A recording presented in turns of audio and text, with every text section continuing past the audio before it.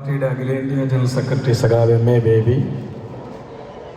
CC അംഗം KS അലീഗ ഉൾപ്പെടെയുള്ള party സംസ്ഥാന കമ്മിറ്റി അംഗങ്ങൾ, ജില്ലാ സെക്രട്ടേറിയറ്റ് അംഗങ്ങൾ, ജില്ലാ കമ്മിറ്റി അംഗങ്ങൾ, ഏരിയ കമ്മിറ്റി അംഗങ്ങൾ തുടങ്ങി ഈ സദസ്സിലെത്തിച്ചേർന്ന പ്രിയപ്പെട്ട സഹോദരി സഹോദരന്മാരെ, സഖാക്കളെ,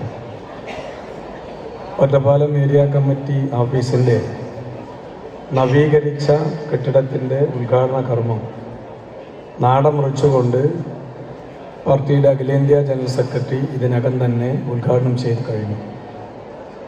ഇവിടെ ഉദ്ഘാടനത്തിനോടനുബന്ധിച്ച പൊതുസമ്മേളനമാണ് ഇപ്പോൾ ഇവിടെ നടക്കുന്നത്.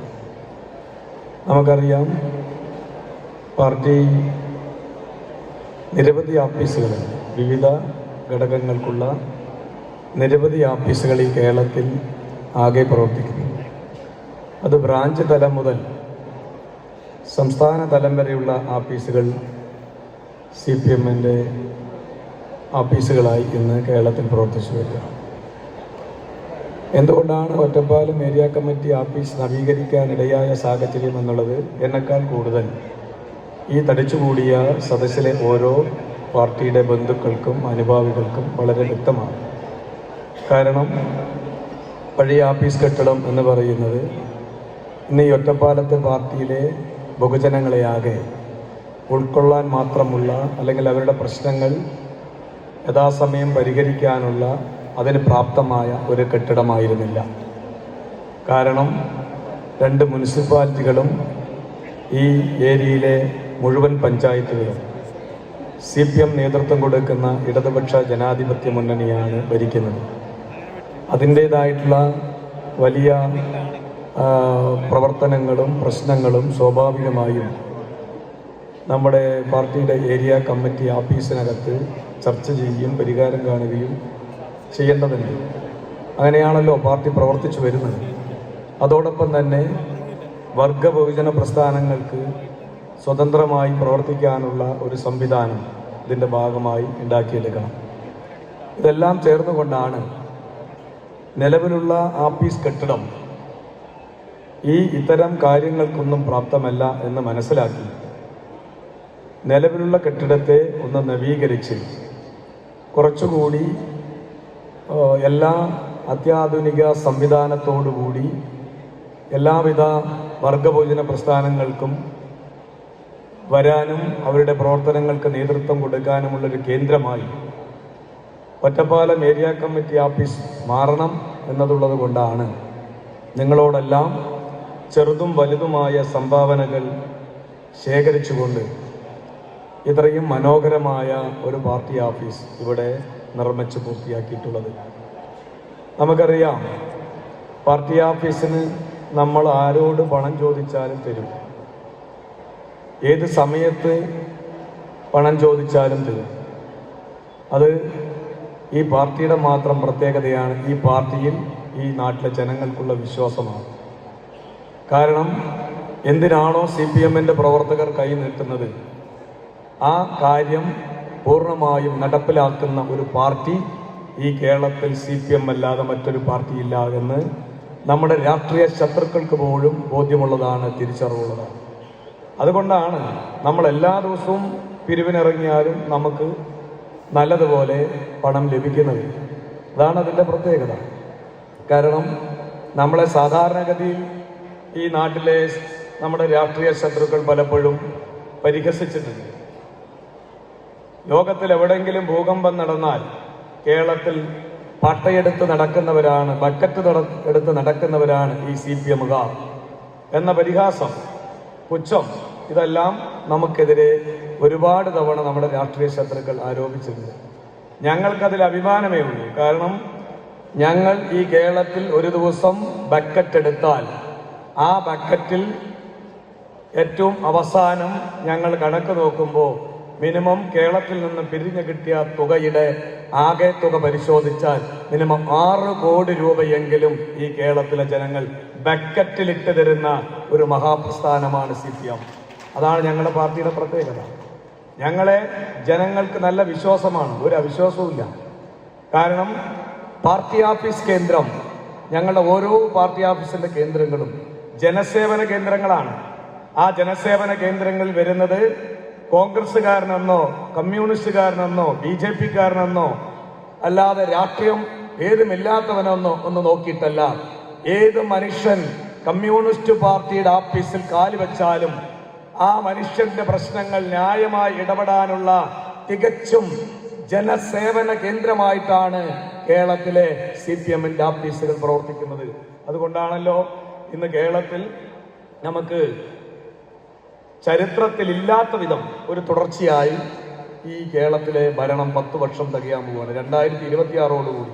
ഞാൻ അതിന്റെ വിശദാംശങ്ങളിലേക്കൊന്നും കിടക്കുന്നില്ല. ഉദ്ഘാടന പ്രസംഗത്തിൽ ലോകത്തും രാജ്യത്തും കേരളത്തിലും ഉണ്ടായിട്ടുള്ള രാഷ്ട്രീയ സംഭവവികാസങ്ങളും കേരളത്തിലെ LDF ഗവൺമെന്റിന്റെ വികസന ക്ഷേമ പ്രവർത്തനങ്ങളെല്ലാം ഇവിടെ വിശദീകരിക്കുമെന്നുള്ളത് കൊണ്ട് ഞാൻ അത്തരം കാര്യങ്ങളിലേക്കൊന്നും കിടക്കാതെ തന്നെ ഈ പാർട്ടി ഓഫീസ് നമുക്ക് പരിപൂർണമായും ഇത്തരം കാര്യങ്ങൾക്ക് ഉപയോഗപ്പെടുത്താനും പൂർണ്ണമായും ജനസേവന കേന്ദ്രമായി പ്രവർത്തിക്കാനുമായി നമുക്ക് മാറ്റേണ്ടതുണ്ട്.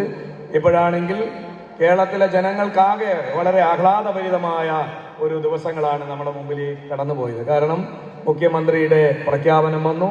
വീട്ടമ്മമാർക്ക് 35 വയസ്സ് മുതൽ 60 വയസ്സ് വരെയുള്ള വീട്ടമ്മമാർക്ക് മറ്റൊരു പെൻഷനും ലഭിക്കാത്ത വീട്ടമ്മമാർക്ക് 1000 രൂപ കൊടുക്കും എന്നത് 2021 അധികാരത്തിൽ വരുന്നതിന് മുമ്പ് LDF-ന്റെ പ്രകടന പത്രികയിൽ ഈ കേരളത്തിലെ ജനങ്ങളോട് പ്രഖ്യാപിച്ചതാണ്. അതിപ്പോ നടപ്പിലാക്കാൻ സാധിച്ചു. അതോടൊപ്പം തന്നെ ഈ കേരളത്തിൽ 1600 രൂപയായിരുന്നു പെൻഷൻ വാങ്ങിക്കൊണ്ടിരുന്നത്. ആ 1600 രൂപ പെൻഷൻ കഴിഞ്ഞ 1 വർഷം മുമ്പ് മുടങ്ങിയപ്പോ നമ്മുടെ രാഷ്ട്രീയ ശത്രുക്കൾ വീടുകൾ കയറി പറഞ്ഞു, ഇനി പെൻഷനും കിട്ടാൻ പോകുന്നില്ല, ലൈഫ് മിഷനും കിട്ടാൻ പോകുന്നില്ല, കറണ്ടും കിട്ടാൻ പോകുന്നില്ല, വെള്ളവും കിട്ടാൻ പോകുന്നില്ല, ഇനി റോഡും നന്നാവില്ല, എല്ലാം നിൽക്കും. പിണറായി വിജയന്റെ സർക്കാർ വലിയ ക്രൈസിസിലാണ്, പ്രതിസന്ധിയിലാണ്, ഒരടി മുന്നോട്ട് പോകില്ല. അതുകൊണ്ട് ഈ സർക്കാർ ഈ കേരളത്തിൽ നിന്ന് പോയേ പറ്റൂ എന്നതായിരുന്നു നമ്മുടെ കേരളത്തിലെ രാഷ്ട്രീയ ശത്രുക്കൾ നമ്മളെ കുറിച്ച് ജനങ്ങളിലാകെ അപവാദ പ്രചരണം നടത്തിയത്. എന്നാൽ 1 വർഷക്കാലം പിന്നിടുമ്പോ 1600 രൂപ കുടിശ്ശിക പൂർണ്ണമായും കൊടുത്തു എന്ന് മാത്രമല്ല, ആ 1600 രൂപ പല ഫേസ്ബുക്കുകളിലും വാട്സപ്പിലും ഇൻസ്റ്റാഗ്രാമിലൊക്കെ 1800 ആക്കി എന്നതായിരുന്നു പ്രചരണം. എന്നാൽ നമ്മളെ ഏവരെയും ഞെട്ടിച്ചുകൊണ്ട്, ഏവരെയും ആശ്ചര്യപ്പെടുത്തിക്കൊണ്ട് കേരളത്തിലെ ആരാധ്യനായ മുഖ്യമന്ത്രി പ്രഖ്യാപിച്ചു, ഇനി മുതൽ നവംബർ 1 മുതൽ 1600 രൂപ പെൻഷൻ 2000 രൂപയാക്കും എന്ന പ്രഖ്യാപനം വലിയ ആഹ്ലാദത്തോടുകൂടി സന്തോഷത്തോടുകൂടി ഈ കേരളം ശ്രദ്ധിച്ചു, ഏറ്റുവാങ്ങി. അങ്ങനെ നിരവധി ആശാവർക്കർമാരെ ഉപയോഗിച്ചുകൊണ്ട് കേരളത്തിലെ ഗവൺമെന്റിനെതിരായി വലിയ തെറ്റായ പ്രചരണങ്ങൾ നടത്തി. സെക്രട്ടേറിയറ്റിന് മുമ്പിൽ മാസക്കണക്കിന് സത്യാഗ്രഹ സമരം നടത്തി.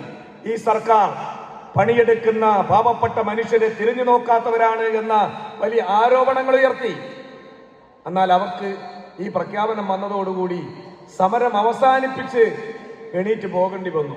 കേവലം ആശാവർക്കർമാരുടെ സമരം കൊണ്ടുണ്ടായ പ്രഖ്യാപനമല്ല, മറിച്ച് ആശാവർക്കർമാരുടെയും അങ്കണവാടി ടീച്ചർമാരുടെയും ഹെൽപ്പർമാരുടെയും അതുപോലെ പാചകത്തൊഴിലാളികളുടെയും ഈ നാട്ടിൽ പ്രയാസം അനുഭവിക്കുന്ന സ്കീം തൊഴിലാളികളുടെ എല്ലാം പ്രശ്നം നേരിട്ടറിഞ്ഞ് അവന്റെ പ്രശ്നങ്ങൾക്ക് പരിഹാരം കാണുക എന്നുള്ളതാണ് സഖാവ് പിണറായിന്റെ പ്രഖ്യാപനത്തിലൂടെ കേരളത്തിൽ നാം കേട്ടത്.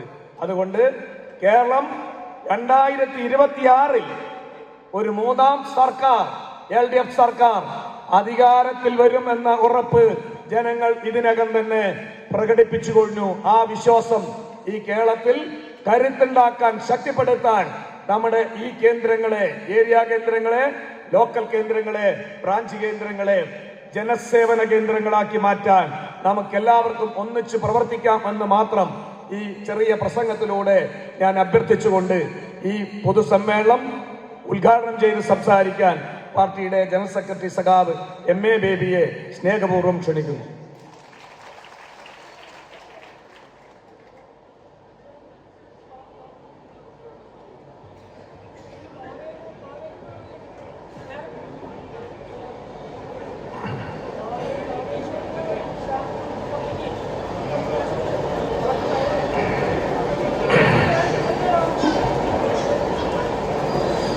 യോഗാധ്യക്ഷൻ സഖാവ് സുരേഷ് ബാബു, ഇവിടെ സന്നിഹിതരായിട്ടുള്ള സഖാക്കളെല്ലാം, ഏരിയ സെക്രട്ടറി സഖാവ് കൃഷ്ണദാസ് സ്വാഗത പ്രസംഗത്തിൽ നിങ്ങൾക്ക് മുമ്പിൽ അവതരിപ്പിച്ചു. അവരെല്ലാം സുപരിചിതരാണ്, പ്രത്യേകിച്ച് പേരെടുത്ത് പറയേണ്ടതില്ല. സമയം ലാഭിക്കാൻ വേണ്ടി അവരുടെ എല്ലാം പേര് സ്വാഗതം പറഞ്ഞുകൊണ്ടിരിക്കുമ്പോൾ കടന്നു വന്ന സഖാവ് MP രാജേഷ് ഉൾപ്പെടെയുള്ള വേദിയിലുള്ള എൻ്റെ പ്രിയപ്പെട്ട സഹപ്രവർത്തകരുടെ എല്ലാം പേരുകൾ ഞാനും പറഞ്ഞതായിട്ട് അവരും നിങ്ങളും പരിഗണിക്കണം എന്നാദ്യം അഭ്യർത്ഥിക്കുകയാണ്. ഇവിടെ AKGയെ നമ്മൾ പരാമർശിക്കുമ്പോഴെല്ലാം പാവങ്ങളുടെ പടത്തലവൻ എന്ന ഒരു വിശേഷണം ചേർക്കാറുണ്ട്. അത് ചെങ്കൊടി പ്രസ്ഥാനത്തിൻ്റെ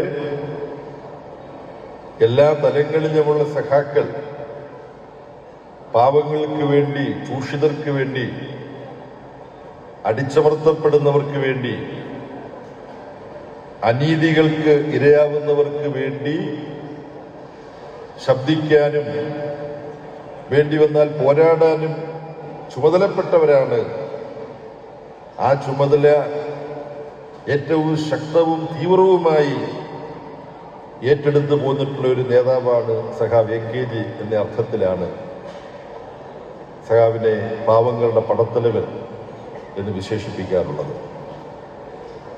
ആ സഖാവിനുള്ള സ്മാരകം ഈ വിശേഷണത്തിലുണ്ട്, നമ്മുടെ നാടിന്റെ ഓർമ്മയിലുണ്ട്. ചൂഷിതർക്ക് വേണ്ടി പോരാട്ടം എന്ന് ചിന്തിക്കുമ്പോൾ AKGയുടെ രൂപം നമ്മുടെ മനസ്സിലേക്ക് വരും. എത്രയെത്ര സമരവേദികളിലാണ് സഖാവ് AKG ജനങ്ങളെ അണിനിരത്തിക്കൊണ്ട് പോരാട്ടം നയിച്ചിട്ടുള്ളത് എന്ന് നമുക്ക് ഓർമ്മയുണ്ട്. അത് വിസ്തരിക്കാൻ ഞാനിപ്പോൾ പുറപ്പെടേണ്ട ആവശ്യമില്ല. സഖാവ് AKGക്കുള്ള സ്മാരകം കമ്മ്യൂണിസ്റ്റ് പാർട്ടിയുടെ കരുത്തിലാണ്. കമ്മ്യൂണിസ്റ്റ് പാർട്ടി കൂടുതൽ ജനങ്ങളുടെ ഹൃദയത്തിലേക്ക് എത്തുമ്പോൾ AKGയും EMSഉം P കൃഷ്ണപിള്ളയും അങ്ങനെ ഈ തൊഴിലാളി വർഗ വിപ്ലവ പ്രസ്ഥാനത്തിന് വേണ്ടി സംഭാവനകൾ അർപ്പിച്ച മറ്റ് പേരുകളൊക്കെ ഇപ്പൊ നമ്മുടെ മനസ്സിലുണ്ട്. സഖാവ് EK നയനാർ, സഖാവ് ചടയൻ ഗോവിന്ദൻ, സഖാവ് VS അച്യുതാനന്ദൻ, ഇവിടെയുള്ള സഖാവ് PP കൃഷ്ണൻ, MK കൃഷ്ണൻ,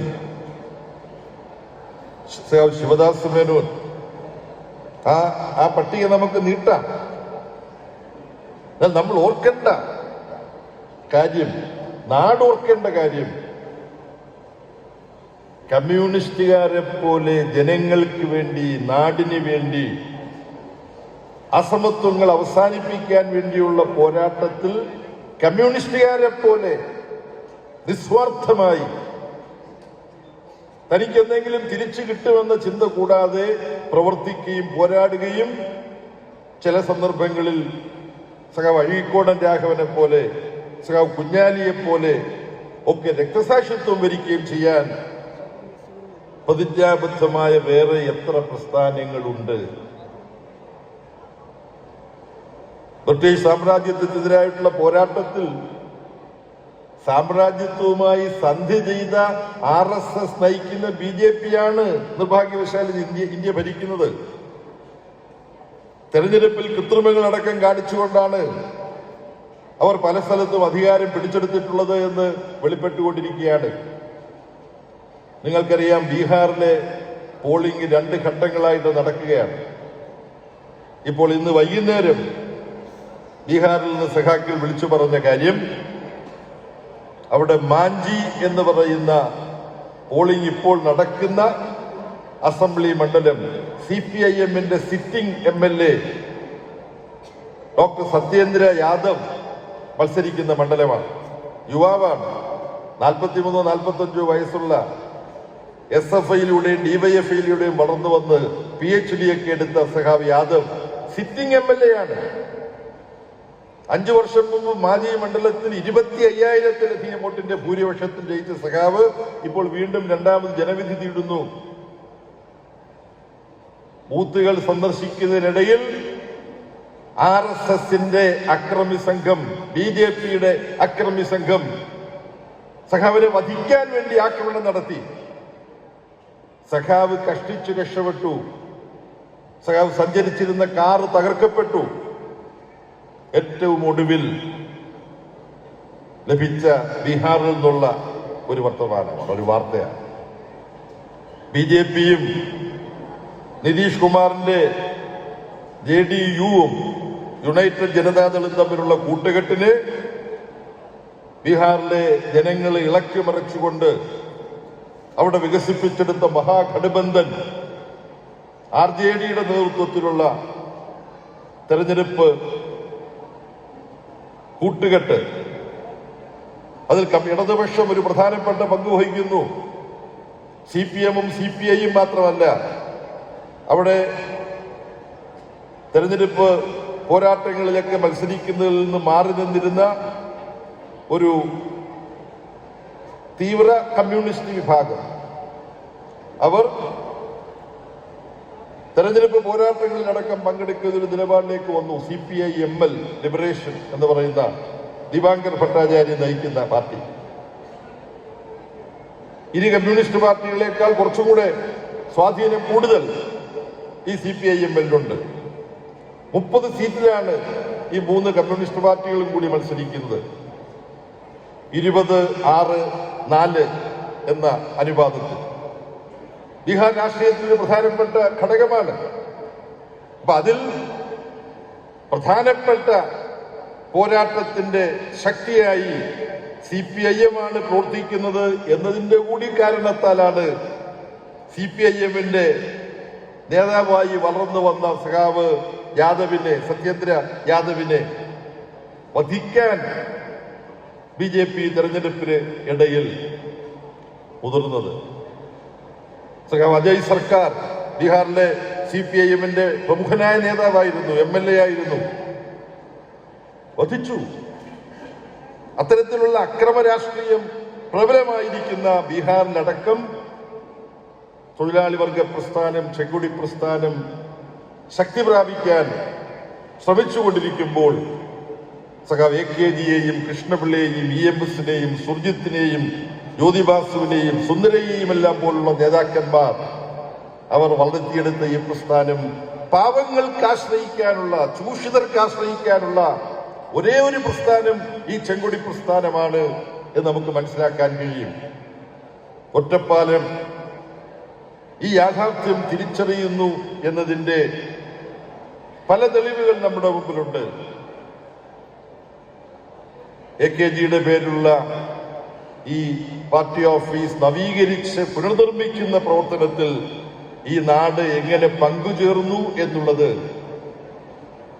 ഈ പ്രസ്ഥാനത്തെ, ഈ നാട്ടിലെ ജനങ്ങൾ, എല്ലാ വിഭാഗത്തിലുംപ്പെട്ട ജനങ്ങൾ, തൊഴിലാളികളും കർഷകരും കർഷക തൊഴിലാളികളും അതുപോലെ തന്നെ വിദ്യാർത്ഥി, യുവജന, മഹിളാ വിഭാഗങ്ങളും ഒന്നും മാത്രമല്ല, നാനാതരത്തിൽപ്പെട്ട ജനങ്ങൾ, അവർക്ക് വിശ്വസിച്ച് അണിനിരക്കാൻ പറ്റിയ പ്രസ്ഥാനം ഈ ചെങ്കൊടി പ്രസ്ഥാനമാണ്, CPIM-ആണ് എന്ന് തിരിച്ചറിഞ്ഞതിന്റെ ഭാഗമായിട്ടാണ് ഇവിടെ അധ്യക്ഷനും അതിനു മുമ്പ് സ്വാഗത പ്രസംഗകനും ചൂണ്ടിക്കാണിച്ചതുപോലെ ഈ ഓഫീസിന്റെ നിർമ്മിതി ഈ നാട്ടിലെ സാധാരണക്കാരായ മനുഷ്യരുടെ ചില്ലിത്തുട്ടുകൾ കൊണ്ട്, സംഭാവനകൾ കൊണ്ട് പൂർത്തീകരിക്കാൻ കഴിഞ്ഞു എന്നുള്ളത്. അപ്പുറം നിങ്ങൾക്കറിയാം, BJPയെ പോലെ, കോൺഗ്രസിനെ പോലെയുള്ള പാർട്ടികൾ ഈ നാട്ടിലെ അതിസമ്പന്നന്മാരുടെ ആയിരക്കണക്കിന് കോടി രൂപ ആസ്തിയുള്ളവരുടെ പാർട്ടികളാണ്. മുഖ്യമായും അവരുടെ താല്പര്യങ്ങൾ സംരക്ഷിക്കുന്ന പാർട്ടികളാണ്. ചിലർ ചോദിക്കും, അവര് കുറച്ചും കൂടെ വലിയ പാർട്ടി ആയതുകൊണ്ട് അംബാനിയും അദാനിയും അങ്ങനെയുള്ളവരുമെല്ലാം സംഭാവന കൊടുക്കുന്നത് മനസ്സിലാക്കാം. നിങ്ങൾ സംഭാവന വാങ്ങിക്കുന്നുണ്ടല്ലോ. ഇതൊരു നാട്ടുവർത്തമാനമാണ്. വേണ്ടത്ര സൂക്ഷ്മമായി കാര്യങ്ങൾ മനസ്സിലാക്കാതെ നടത്തുന്ന വർത്തമാനമാണ്. എന്തുകൊണ്ട്? CPIM ഇടതുപക്ഷ പാർട്ടികൾ പൊതുവിൽ അതിൽ CPIM, ഇന്ത്യയിലെ ഇടതുപക്ഷ പ്രസ്ഥാനത്തിന്റെ നടുനായകത്വം വഹിക്കുന്നത് CPIM ആണ്. പാർലമെന്റിലും അസംബ്ലികളിലുമൊക്കെ എത്ര സീറ്റ് ഉണ്ടെന്നുള്ളത് മാത്രമല്ല അളവുകോൽ. ജനപക്ഷത്ത് നിന്നുകൊണ്ട് പ്രവർത്തിക്കുന്ന ഇടതുപക്ഷത്തിന്റെ മുഖ്യ രാഷ്ട്രീയ ശക്തി CPIM ആണ് എന്ന് പൊതുവിൽ അംഗീകരിക്കപ്പെടുന്നുണ്ടല്ലോ.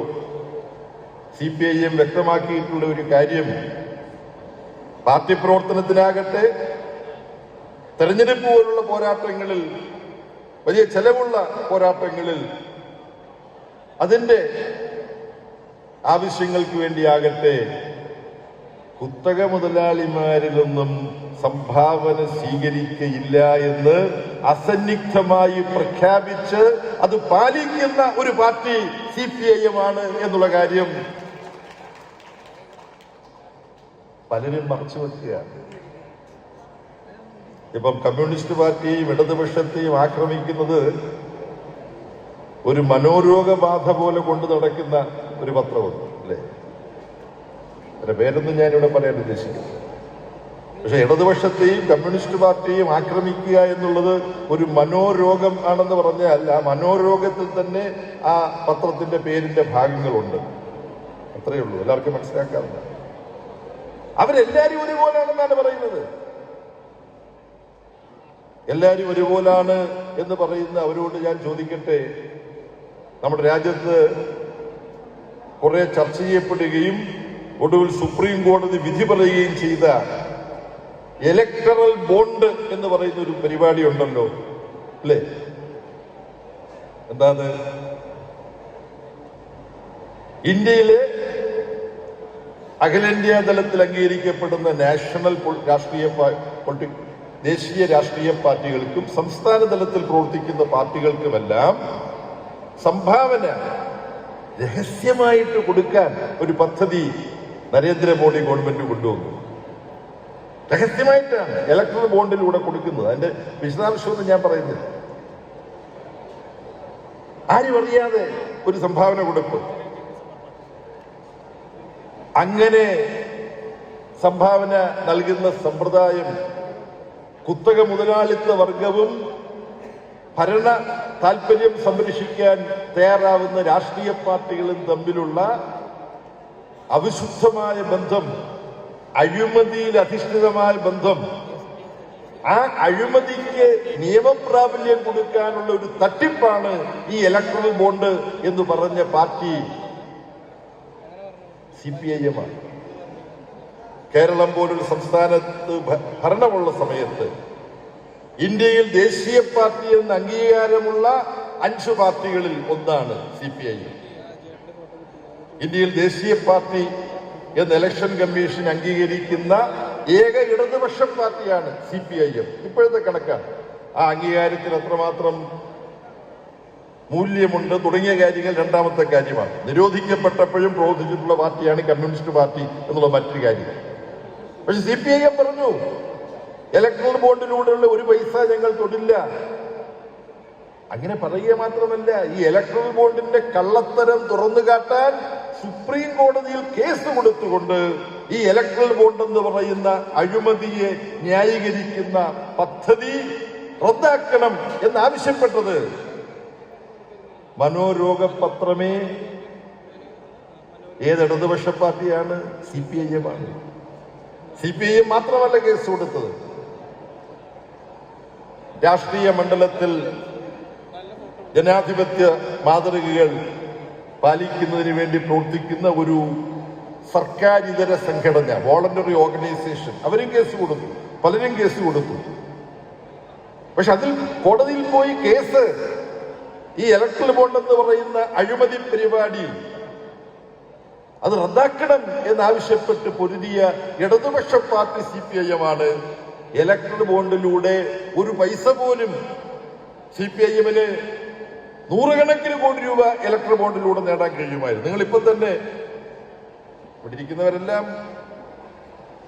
സാമൂഹ്യ മാധ്യമങ്ങളിൽ വിവരങ്ങൾ നിങ്ങളുടെ കയ്യിലുള്ള സ്മാർട്ട് ഫോണിലൂടെ സെർച്ച് ചെയ്യുന്നവരാണ്. നിങ്ങൾ അതിലൂടെ അന്വേഷിച്ചു കഴിഞ്ഞാൽ ഇന്ത്യയിലെ ഓരോ പാർട്ടിക്കും ഏറ്റവും കൂടുതൽ ഇലക്ട്രൽ ബോണ്ടിലൂടെ അഴിമതി പണം കിട്ടിയിട്ടുള്ളത് BJPക്കാണ്. അത് കഴിഞ്ഞാൽ ഇലക്ട്രൽ ബോണ്ടിലൂടെ അഴിമതി പണം കിട്ടിയിട്ടുള്ളത് കോൺഗ്രസിനാണ്. പിന്നെ തൃണമൂൽ കോൺഗ്രസ്, സമാജ്വാദി പാർട്ടി, നിതീഷ് കുമാറിന്റെ പാർട്ടി എന്ന് വേണ്ട സംസ്ഥാനത്തിൽ ഭരണത്തിൽ വരികയോ പ്രതിപക്ഷത്തിരിക്കുകയോ ചെയ്യുന്ന പ്രാദേശിക പാർട്ടികൾ ഏറിയ കൂറും ഇതിന്റെ പണം കൈപ്പറ്റിയിട്ടുണ്ട്. ആ കണക്കെല്ലാം ഞാൻ പറയുന്നില്ല. അവസാനം CPIM-ഉം സന്നദ്ധ സംഘടനകളും സുപ്രീം കോടതിയിൽ നടത്തിയ നിയമ പോരാട്ടത്തെ തുടർന്ന് സുപ്രീം കോടതി പറഞ്ഞു ഇത് ഭരണഘടനാ വിരുദ്ധമാണ്. ഓർക്കുന്നില്ലേ? ഓർമ്മിപ്പിക്കുകയാണ്. നമുക്ക് ഓർമ്മകൾ ഉണ്ടായിരിക്കണം. നമ്മൾ പലതും മറന്നു പോകാറുണ്ട്. എല്ലാവരും കുഴപ്പക്കാരാണ്, എല്ലാ പാർട്ടികളും ഒരുപോലാണ് എന്ന് ചായ കുടിക്കുമ്പോൾ കടത്തിണ്ണയിൽ നിന്നും ബസ്സിൽ നിന്നും ട്രെയിനിൽ നിന്നും പറയുന്നത് ഈ മനോരോഗ പത്രം നിർമ്മിച്ച് സമൂഹത്തിൽ പ്രചരിപ്പിക്കുന്ന പച്ചക്കള്ളങ്ങൾ അറിയാതെ മനുഷ്യന്റെ ബോധത്തിലേക്ക് ആഴ്ന്നിറങ്ങാറുണ്ട്. ആ മനോരോഗ പത്രത്തിന്റെ ഇവിടുത്തെ പ്രതിനിധിയൊന്നും എന്നോട് പരിഭവിക്കണ്ട. ആ സുഹൃത്ത് മുമ്പിൽ ഇരിക്കുന്ന ഞാൻ കാണുന്നുണ്ട്. ഇത് ആ പത്രത്തിന്റെ നയമാണ് ഇടതുപക്ഷത്തിനെതിരെ കള്ളം പ്രചരിപ്പിക്കുക എന്നുള്ളത്. അങ്ങനെ പ്രചരിപ്പിക്കുന്ന ഒരു കള്ളമാണ് എല്ലാവരും ഒരുപോലാണ്. ഞാൻ ഇടതുപക്ഷത്തിൽപ്പെട്ടവരുടെ കെട്ടിച്ചമയ്ക്കപ്പെട്ട അഴിമതി കഥകൾ പ്രചരിപ്പിക്കുവർ. അങ്ങനെ കേരളത്തിൽ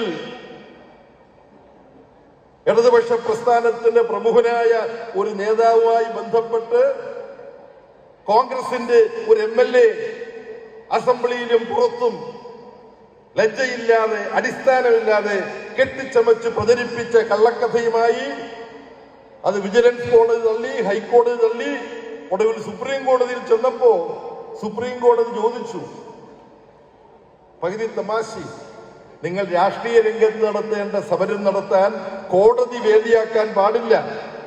നിങ്ങൾക്കൊരു 10 ലക്ഷം രൂപ പിഴ ഇടണോ അതോ നിങ്ങൾ കേസ് പിൻവലിച്ചു പോകുന്നു എന്ന് ചോദിച്ചു.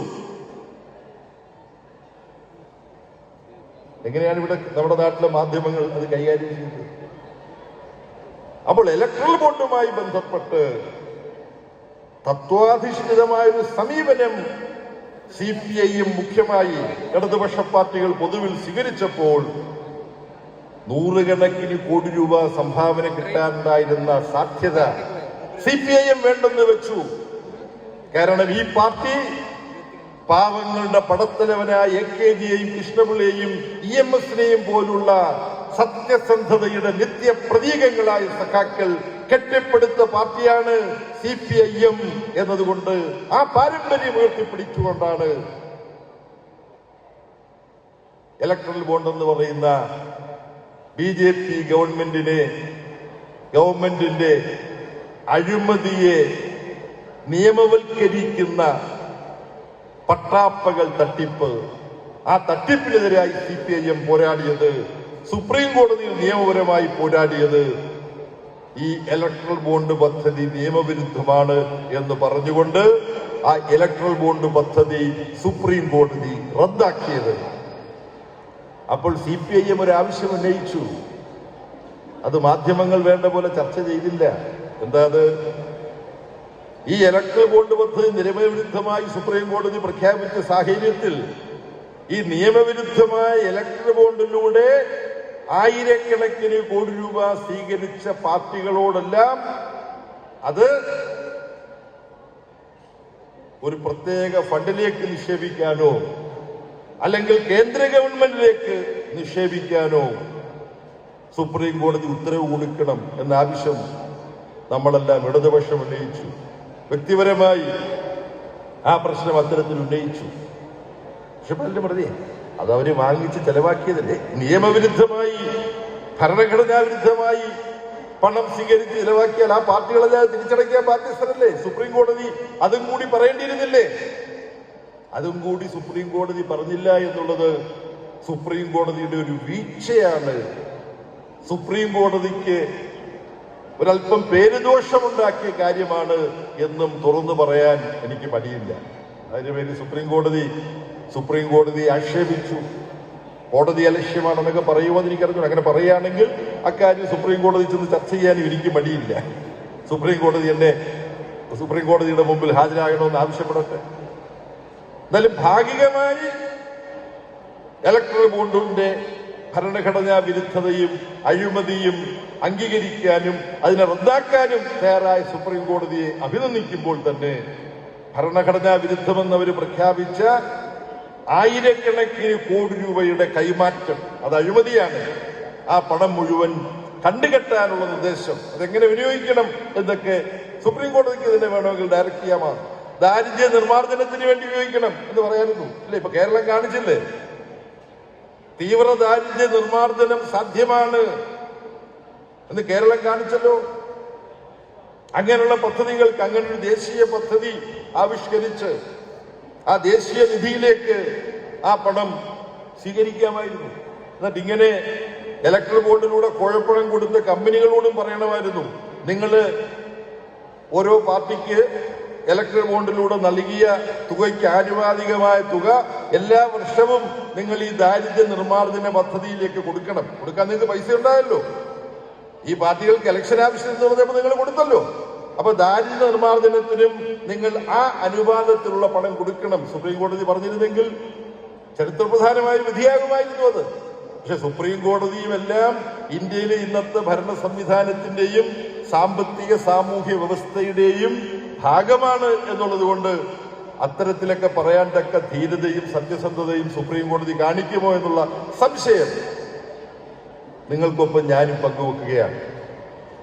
സഖാവ് AKGയുടെ പേരിലുള്ള ഈ ഏരിയ കമ്മിറ്റി ഓഫീസിൽ സഖാവ് AKGയെ മാത്രമല്ല അനുസ്മരിക്കുന്നത്. AKGയുടെ പേര് ഈ ഏരിയ കമ്മിറ്റി ഓഫീസിന് കൊടുക്കുമ്പോൾ അവിടെ സഖാവ് VS അച്യുതാനന്ദന്റെ പേരിലുള്ള സ്മാരക ഹാളുണ്ട്. നിങ്ങൾക്കറിയാം, കുട്ടനാട് പ്രദേശത്ത് ജന്മിമാർ ഭൂപ്രഭുക്കൾ ഏറ്റവും നീചമായി പെരുമാറിപ്പോന്നിട്ടുള്ള ഒരു വിഭാഗമാണ് കർഷക തൊഴിലാളി. അവർക്കവിടെ കൃഷി ചെയ്യണമെങ്കിൽ കർഷക തൊഴിലാളി വേണം.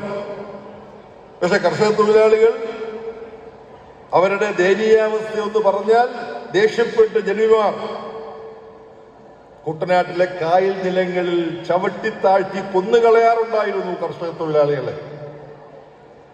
അവിടെ ബണ്ട് പൊട്ടാതിരിക്കാൻ മനുഷ്യനെ ബലി കൊടുക്കണമെന്ന് പറഞ്ഞുകൊണ്ട് കുട്ടനാട്ടിലെ കർഷക തൊഴിലാളികളെ ദുരാചാരത്തിന്റെ ഭാഗമായി അവിടെ ബലി കൊടുക്കാറുണ്ടായിരുന്നു. അസംഘടിതരായിരുന്ന ആ കർഷക തൊഴിലാളികളെ സംഘടിപ്പിക്കാൻ വേണ്ടി 17-18 വയസ്സുള്ളപ്പോൾ സഖാവ് P. കൃഷ്ണപിള്ള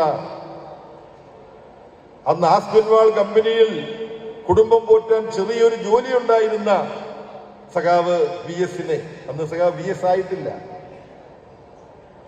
അച്യുതാനന്ദൻ ആ പേരേ ഉണ്ടായിരുന്നുള്ളൂ. ചെറുപ്പകാലത്ത് പാർട്ടി അംഗമായിരുന്ന ആ യുവാവിന്റെ സംഘടനാ സാമർഥ്യം ഒരു മന്ത്രശക്തിയാലെന്നവണ്ണം മനസ്സിലാക്കിക്കൊണ്ട് സഖാവ് കൃഷ്ണപിള്ള പറഞ്ഞു, സാഹസികമായിട്ടാണ് സഖാവ് കൃഷ്ണപിള്ള പറഞ്ഞത്, താനിനി ജോലിക്കൊന്നും പോണ്ട, അപ്പൊ കുടുംബം പോറ്റാൻ ജോലി വേണം. അപ്പൊ സഖാവ് VS ആ ചെറുപ്രായത്തിൽ തന്നെ മറ്റൊന്നും ചിന്തിച്ചില്ല. സഖാവ് കൃഷ്ണപിള്ള പറഞ്ഞത് കേട്ട് സഖാവ് കൃഷ്ണപിള്ള കൊടുത്ത 5 രൂപയും വാങ്ങിച്ചുകൊണ്ട്, അന്ന് 5 രൂപ തീരെ ചെറിയ ഒന്നുമല്ല, പക്ഷെ ആ ഒരു സാമ്പത്തികത്തിലായ 5 രൂപയാണ്, അതുമായി കുട്ടനാട്ടേക്ക് പോയതാണ്. അന്ന് കർഷക തൊഴിലാളികളെ സംഘടിപ്പിക്കാൻ സഖാവ് VS ശ്രമിക്കുമ്പോ കർഷക തൊഴിലാളികൾ വരില്ല. ഈ തമ്പ്രാനെതിരായിട്ട് ഞങ്ങളെ തിരിച്ചുവിട്ട് ഞങ്ങളെ കുഴപ്പത്തിലാക്കാൻ വന്നിട്ടുള്ള അപകടകാരിയാണ് എന്നാണ് സഖാവ് VSനെ അങ്ങനെയാണ് കണ്ടത്. അത്തരത്തിൽ ഭയന്നു മാറി നിന്ന കർഷക തൊഴിലാളികളെ മനുഷ്യരാക്കി, അവകാശബോധമുള്ളവരാക്കി, ഒടുവിൽ നട്ടല് നിവർത്തി നിൽക്കുന്ന മനുഷ്യരായി അവരെ മാറ്റി. അവരുടെ കയ്യിൽ ചെങ്കൊടി കൊടുത്തു, അവകാശം ചോദിക്കാനുള്ള ധൈര്യം കൊടുത്തു, രാഷ്ട്രീയം പഠിപ്പിച്ചു. ഈ ഭാഗത്ത് യാഥാസ്ഥിക ജീവിതവുമായി കഴിഞ്ഞുകൂടിയിരുന്ന നമ്പൂതിരിമാരെ മനുഷ്യരാക്കാൻ സഖാവ് EMSഉം സഖാവ് VTയും സഖാവ് ICPയും അവരെല്ലാം ശ്രമിച്ചപ്പോൾ അടിമകളായി കഴിഞ്ഞിരുന്ന കർഷക തൊഴിലാളികളെ മനുഷ്യരാക്കാൻ കുട്ടനാട്ട് പ്രവർത്തിച്ചയാളാണ് സഖാവ് VS. കൂടുതൽ പറയണ്ട, അദ്ദേഹത്തിന്റെ ജീവിതം EMSന്റെ ജീവിതം പോലെ തന്നെ. അദ്ദേഹം 100 വയസ്സ് കഴിഞ്ഞിട്ട് മരിച്ചപ്പോൾ ഈ നാടെങ്ങനെയാണ് സഖാവ് VSനെ സ്നേഹിച്ചു പോന്നിരുന്നത് നമ്മളെല്ലാം അന്ന് കൂടുതൽ മനസ്സിലാക്കി. സഖാവ് VSന്റെ പേരിലാണ് ഇവിടെ ഒരു സ്മാരക ഹാള് സഖാവ് AKGയുടെ പേരിലുള്ള മന്ദിരത്തിൽ തന്നെ സഖാവ് CK രാജേന്ദ്രൻ ഉദ്ഘാടനം ചെയ്തത്. അതുപോലെ തന്നെ ഇവിടെ സഖാവ് PP-യുടെ പേരിലല്ലേ ലൈബ്രറി അല്ലേ? സഖാവ് PP കൃഷ്ണന്റെ പേരിൽ ഞങ്ങളൊക്കെ പണ്ട് SFI പ്രവർത്തനവുമായി ബന്ധപ്പെട്ട് പാലക്കാടൊക്കെ വരുമ്പം, പാലക്കാട് ഇപ്പൊ ഓഫീസെല്ലാം മാറി, പണ്ടൊരു ഓടിട്ട ചെറിയ ഓഫീസാണുള്ളത്. അവിടെ ചുരുട്ടി വെക്കാത്ത കയ്യുമായിട്ട് ഉടുപ്പാണ് PP ഇടുന്നത് അല്ലേ? അപ്പോൾ ഒരു ചില കാര്യങ്ങളെല്ലാം ഇതുപോലുള്ള സന്ദർഭത്തിൽ പറയുന്നുണ്ട്, ദോഷമില്ല. ഞങ്ങളുടെ കൂട്ടത്തിലുള്ള ഒരു സഖാവ് പറയുന്നത് പെട്ടെന്ന് പേരല്ല, ആ കയ്യിൽ പാൻറ് ഇടുന്ന സഖാവില്ലെന്ന്, ഫുൾ കൈ ഉടുപ്പിട്ട് സഖാവ് PP കൃഷ്ണൻ നടക്കുന്ന സഖാവ് PP കൃഷ്ണൻ നിങ്ങൾക്കറിയാം, കാര്യങ്ങളെല്ലാം കൃത്യമായി പഠിച്ചിട്ട് വളരെ സ്ഫുടമായി വ്യാകരണ ശുദ്ധിയോടുകൂടി മാത്രമേ സംസാരിക്കുകയുള്ളൂ. അപ്പൊ ലൈബ്രറി സഖാവ് PP കൃഷ്ണന്റെ പേരിൽ തന്നെ ആയത് സഖാവ് അജയകുമാറാണ്. വായനയിലും പഠനത്തിലും ഒക്കെ വലിയ താല്പര്യമുള്ള നേതാവാണ്. അത് ഉദ്ഘാടനം ചെയ്തു, ലൈബ്രറി ഉദ്ഘാടനം ചെയ്തു. ആ ലൈബ്രറി ശരിക്കും നിങ്ങൾ ഉപയോഗിക്കണം. സഖാവ് സുരേഷ് ബാബു ജില്ലാ സെക്രട്ടറിയുടെ പറഞ്ഞൊരു കാര്യം, അത് ആവർത്തനമാണെങ്കിൽ പോലും കുഴപ്പമില്ല. ഈ പാർട്ടി ഓഫീസ് ഏരിയ കമ്മിറ്റി കൂടാനും മറ്റ് യോഗങ്ങൾ കൂടാനും ഒക്കെ ഉള്ളതാണ് മുഖ്യമായിട്ട്. പാർട്ടി പ്രവർത്തനത്തിന്റെ ആസ്ഥാനമാണ്. അത്തരം ആവശ്യങ്ങൾക്ക് ഉപയോഗിക്കുന്നതോടൊപ്പം ഈ നാടിന്റെ അഭയമാണ് ഈ ഓഫീസ്. നാട്ടുകാർക്ക് എന്ത് വിഷയമുണ്ടെങ്കിലും, എന്ത് പ്രശ്നമുണ്ടെങ്കിലും, ഏത് തരത്തിലുള്ള പ്രശ്നമുണ്ടെങ്കിലും ആ പ്രശ്നങ്ങൾ പരിഹരിക്കാൻ വേണ്ടി പാർട്ടിയെ ആശ്രയിച്ചു പോന്നിട്ടുണ്ട്. അവർക്ക് വരാനും കാര്യങ്ങൾ പറയാനും നിവേദനം കൊടുക്കാനും സംസ്ഥാന ഗവൺമെന്റിനെ കൊണ്ട് ഗവൺമെന്റ് പ്രഖ്യാപിച്ചിട്ടുള്ള പദ്ധതികളുണ്ട്. അത് ത്രിതല പഞ്ചായത്തിന്റെ മന്ത്രിയായിട്ടുള്ള സഖാവ് രാജേഷ് ഇവിടെയുണ്ട്. ആ വകുപ്പുമായി ബന്ധപ്പെട്ടത് മാത്രമല്ല, കേരള ഗവൺമെന്റുമായി ബന്ധപ്പെട്ട, ജില്ലാ പഞ്ചായത്തുമായി ബന്ധപ്പെട്ട, മുനിസിപ്പാലിറ്റിയുമായി ബന്ധപ്പെട്ട, ഇനി ഇതൊന്നുമായി ബന്ധപ്പെടാത്ത ഒരു നാട്ടിലെ പ്രശ്നമാണ്, ഒരു തർക്കമാണ്. അയൽക്കാർ തമ്മിൽ തർക്കം ഉണ്ടാവാം. ഇതിലെല്ലാം കമ്മ്യൂണിസ്റ്റ് പാർട്ടി ഇടപെടാറുണ്ട്.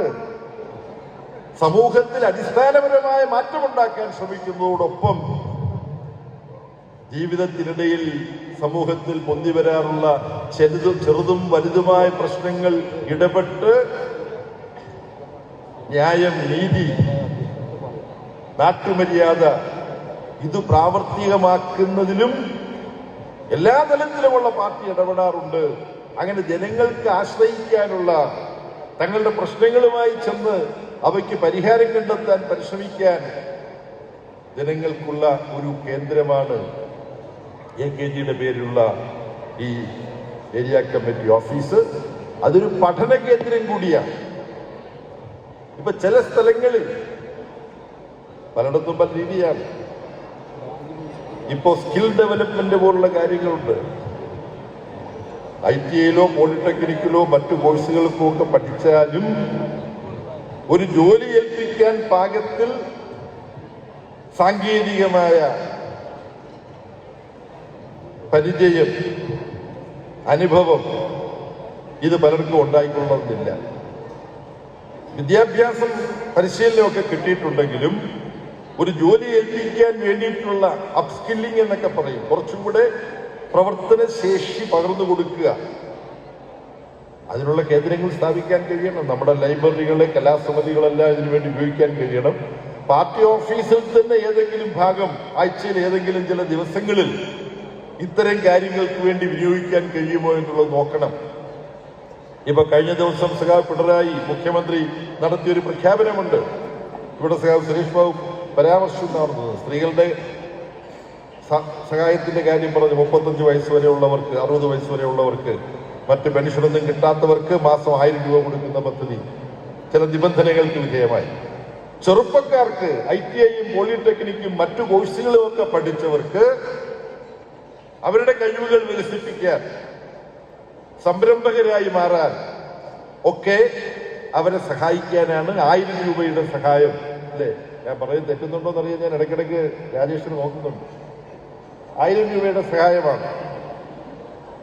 അത്തരം അപ്സ്കില്ലിങ്ങിനുള്ള പരിശീലന കേന്ദ്രങ്ങൾ നമ്മുടെ നാട്ടിൽ വളർന്നു വരണം. അതല്ലെങ്കിൽ ഇതൊരു പോക്കറ്റ് മണിയായിട്ട് മാത്രം ചെറുപ്പക്കാർ പോക്കറ്റ് മണിയായിട്ട് അതിൻ്റെ ഒരു ഭാഗം ഉപയോഗിക്കാൻ പാടില്ലെന്നും ഞാൻ പറയുന്നില്ല.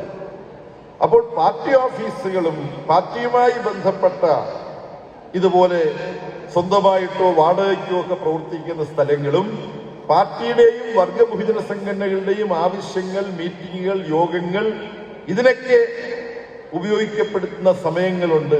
അത് ഒഴികെയുള്ള സമയങ്ങളിൽ നമ്മുടെ നാട്ടിന്റെ മറ്റാവശ്യങ്ങൾക്ക് വേണ്ടി വിനിയോഗിക്കാൻ കൂടി നമുക്ക് കഴിയണം.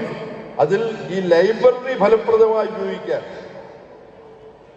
പരീക്ഷകൾക്ക്, പരിശീലന പരിപാടികൾക്ക് ഒക്കെ പങ്കെടുക്കുന്നവർക്ക് പ്രയോജനപ്പെടുന്ന പുസ്തകങ്ങൾ കൂടി ഈ ലൈബ്രറികൾ എടുത്തു വെക്കുന്നതാവും. അവിടെ ആളുകൾക്ക് വന്നിരുന്ന്, കുട്ടികൾക്ക് വന്നിരുന്ന് പഠിക്കാൻ കഴിയണം. ഈ പാർട്ടി ഒന്നാമതായി നമ്മുടെ സമൂഹത്തിലെ അനീതികൾക്ക് അവസാനം കുറിക്കാൻ വേണ്ടിയുള്ള പോരാട്ടങ്ങൾക്ക്, അതിന് നേതൃത്വം കൊടുക്കുന്ന സഹാക്കൾക്കും അതിൽ പങ്കാളികളാകുന്ന സഹാക്കൾക്കും, ചുരുക്കി പറഞ്ഞാൽ പാർട്ടിയുടെയും വർഗബഹുജന സംഘടനകളുടെയും സഖാക്കൾക്ക് പഠിക്കാൻ ആവശ്യമായിട്ടുള്ള കുറെ അടിസ്ഥാന ഗ്രന്ഥങ്ങൾ ഉണ്ടാവണം. അത് മാത്രം പോരാ, ഒരു പൂർണ്ണ ലൈബ്രറിയായി പാർട്ടി ഓഫീസുകൾ കേന്ദ്രീകരിച്ചുള്ള ലൈബ്രറികൾ, പ്രത്യേകിച്ച് സഖാവ് PP കൃഷ്ണന്റെ പേരിലുള്ള ലൈബ്രറി അത്തരത്തിൽ ഉയർത്തിക്കൊണ്ടുവരാനുള്ള സാധ്യതകൾ നിങ്ങൾ പരിശോധിക്കണമെന്നാണ് എനിക്ക് അഭ്യർത്ഥിക്കാനുള്ളത്. ഇനി ഈ ചെങ്കൊടി പ്രസ്ഥാനത്തിന് ആത്മവിശ്വാസത്തോടുകൂടി മുന്നോട്ട് പോകാൻ കരുത്തു പകരുന്ന ചില സംഭവവികാസങ്ങൾ നമ്മുടെ നാട്ടിലും നാട്ടിന് പുറത്തും സംഭവിക്കുന്നതിനെ കുറിച്ച് വളരെ ചുരുക്കി ചില കാര്യങ്ങൾ പറഞ്ഞുകൊണ്ട്, മറ്റൊരുപാട് സഖാക്കൾ സംസാരിക്കാനുണ്ട് എന്നുള്ളത് കൊണ്ട് അധികം ദീർഘിപ്പിക്കാതെ അത്യാവശ്യം ചില കാര്യങ്ങൾ നിങ്ങളോട് പറയണമെന്നാണ് ഞാൻ വിചാരിക്കുന്നത്. അപ്പൊ സ്വാഭാവികമായും ആദ്യം പറയേണ്ട കാര്യം, നമ്മൾ വലിയൊരു സമരത്തിന് തയ്യാറെടുക്കേണ്ടതുണ്ട്.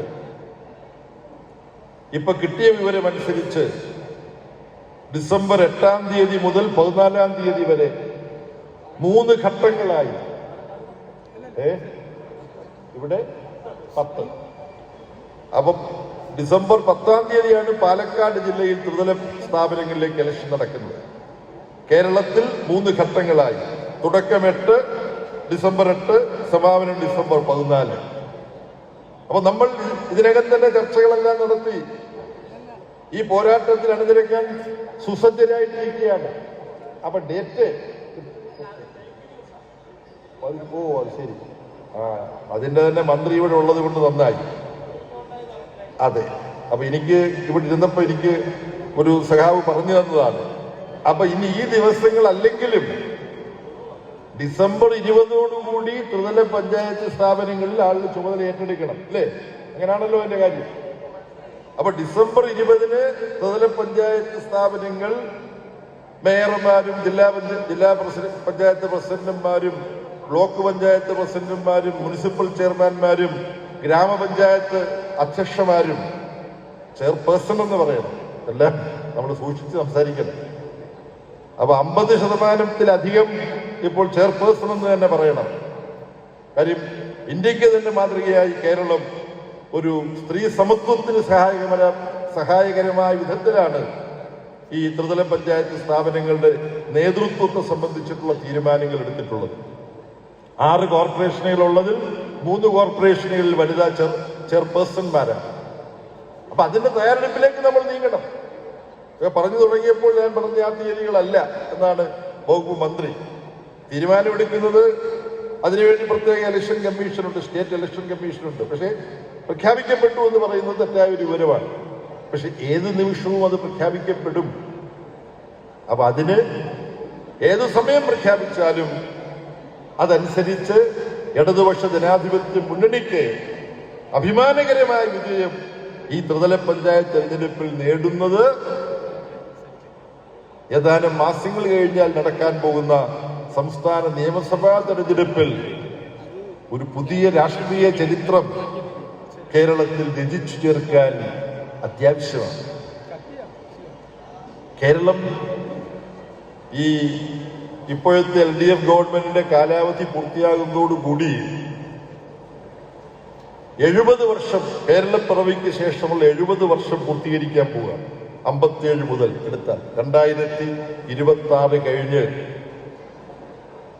പുതിയ ഗവൺമെന്റ് വരുമ്പോൾ നമ്മളെല്ലാം ആഗ്രഹിക്കുന്നത് ഇടതുപക്ഷ ജനാധിപത്യ മുന്നണിക്ക് ഇപ്പോൾ ലഭിച്ച കേരളത്തിലെ ജനങ്ങൾ നൽകിയ ഭരണ തുടർച്ചയ്ക്ക് ഒരു തുടർച്ച ഉണ്ടാകണമെന്നാണ്.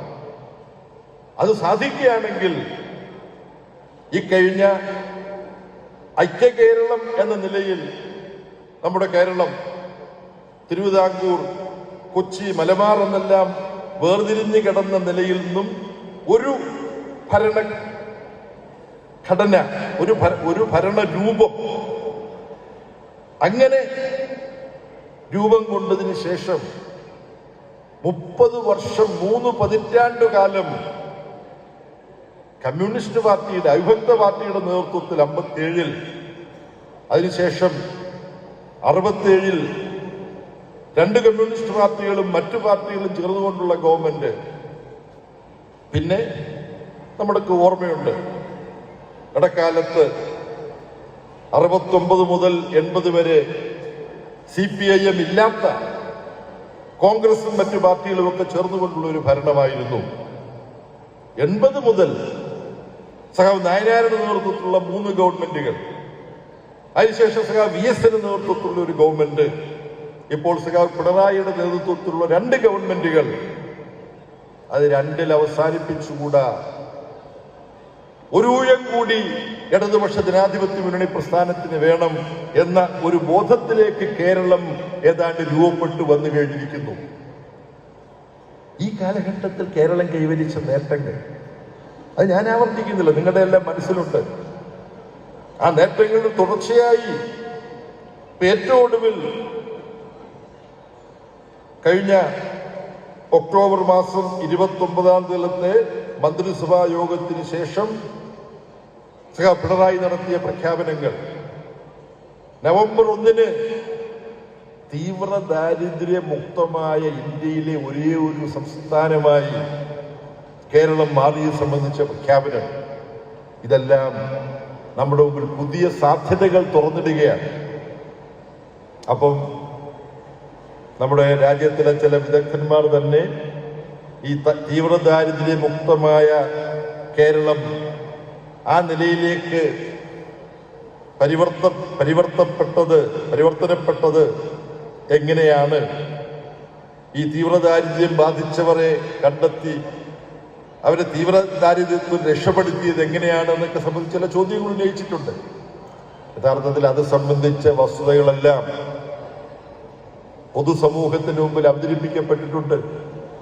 ആദ്യം നമ്മൾ തിരിച്ചറിയേണ്ടത് കേരളം ദാരിദ്ര്യമുക്തമാക്കി എന്നല്ല ഇടതുപക്ഷ ജനാധിപത്യ മുന്നണി ഗവൺമെന്റ് അവകാശപ്പെടുന്നത്.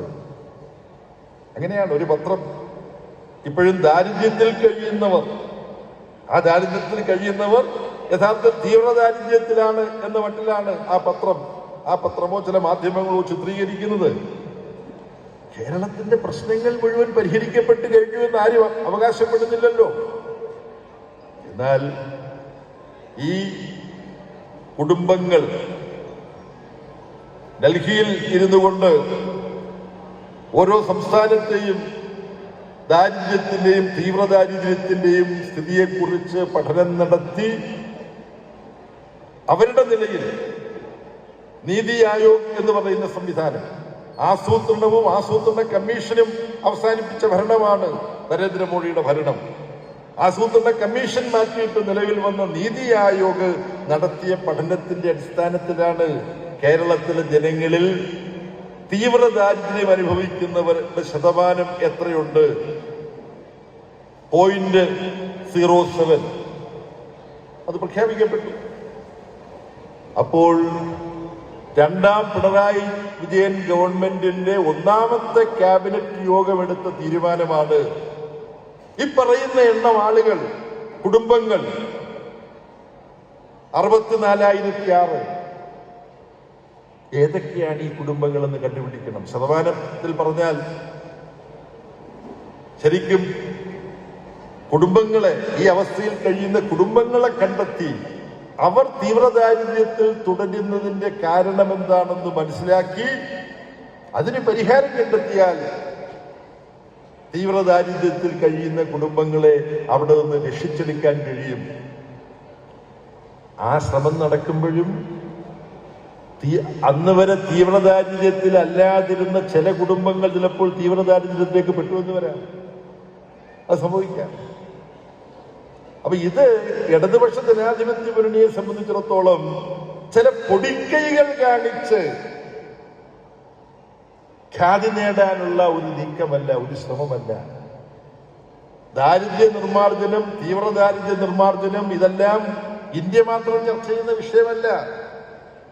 ഐക്യരാഷ്ട്രസഭയുടെ നേതൃത്വത്തിൽ ലോകത്തു നിന്ന് തന്നെ ദാരിദ്ര്യവും ഉച്ചാടനം ചെയ്യണം എന്ന ലക്ഷ്യം മുന്നോട്ട് വെച്ചുകൊണ്ട്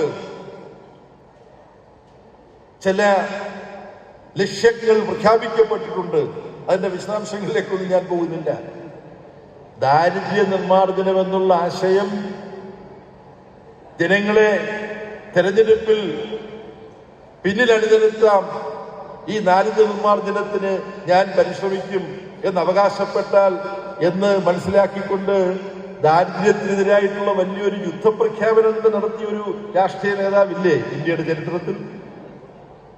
എന്റെ തലമുറ വിദ്യാർത്ഥികളായിരിക്കുമ്പോൾ ഗരീബി ഹഠാവോ എന്നൊരു മുദ്രാവാക്യം ഇന്ത്യയിൽ ഉയർത്തപ്പെട്ടു.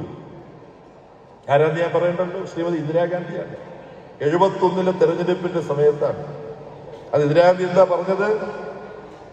പാർലമെന്റിൽ ഇന്ദിരാ കോൺഗ്രസിന് 3/2 ഭൂരിപക്ഷം കൊടുത്താൽ, എന്ന് പറഞ്ഞാൽ ഭരണഘടന ഭേദഗതി ചെയ്യേണ്ടി വരും ദാരിദ്ര്യ നിർമ്മാർജ്ജനം ചെയ്യണമെങ്കിൽ. അതായിരുന്നു ശ്രീമതി ഇന്ദിരാഗാന്ധിയുടെ അവകാശവാദം. ഭരണഘടന ഭേദഗതി ചെയ്യാനുള്ള ഭൂരിപക്ഷം എനിക്കും കോൺഗ്രസിനും തരൂ, ഞാൻ 5 വർഷം കൊണ്ട് ദാരിദ്ര്യത്തെ ഇന്ത്യയിൽ നിന്ന് തുടച്ചു മാറ്റാം. അതാണ് ശ്രീമതി ഇന്ദിരാഗാന്ധി പറഞ്ഞത്. അത് ഓർമ്മയുള്ള പള്ളിയുടെ സ്റ്റേജിൽ ഇരിപ്പുണ്ട്. രാജേഷ് എന്ന് സ്കൂളിൽ പഠിക്കുകയായിരിക്കും അല്ലേ? ഓർമ്മയുണ്ടോ? ഞാൻ ഓർമ്മയുണ്ട്. എന്നിട്ട് എന്താ